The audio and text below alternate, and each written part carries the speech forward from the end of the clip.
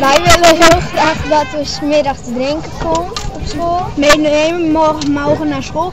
En wij willen ook graag schoenen aanhouden, de hele klas. Ja, en als het kan wouden we ook heel graag schoenen en voeten op de tafel.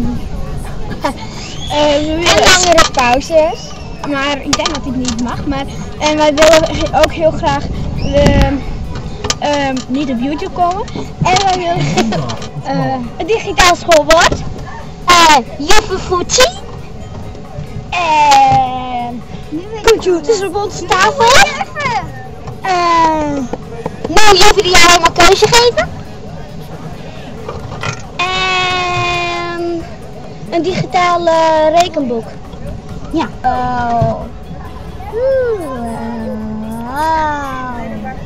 Cool.